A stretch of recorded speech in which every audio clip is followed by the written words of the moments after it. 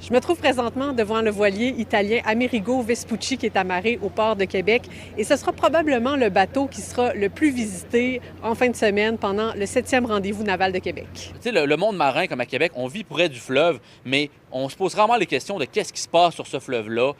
Et cet aspect d'aventure aussi qu'on peut retrouver sur un des grands voiliers, puis qu'on peut aussi retrouver quand même sur nos navires à nous, à la Garde côtière puis à la Marine royale.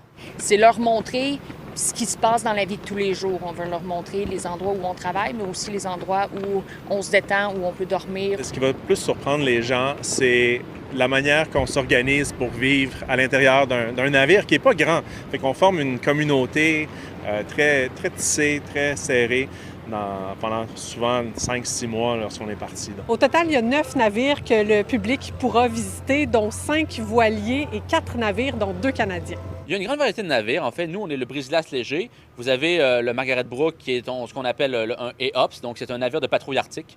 Le USS Mahan, qui est un destroyer. Et les autres, ce sont différents grands voiliers.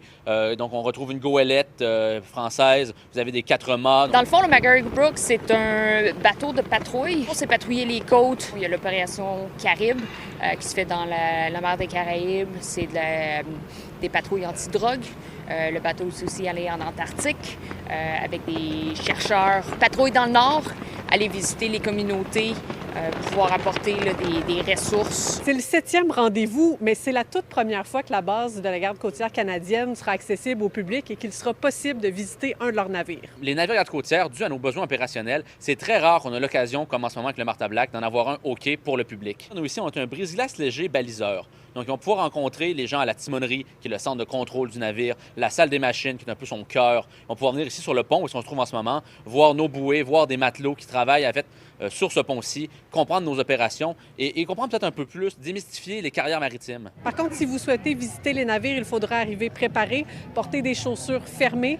Sachez également qu'il y a énormément d'escaliers, donc les poussettes sont interdites et les jeunes enfants devront être capables de marcher par eux-mêmes. Par contre, il y a une expérience de réalité augmentée pour les personnes à mobilité réduite. Donc, on peut voir une visite du bateau Esmeralda, mais aussi du bateau Amerigo Vespucci, mais c'est une visite vraiment à l'intérieur des bateaux avec un guide.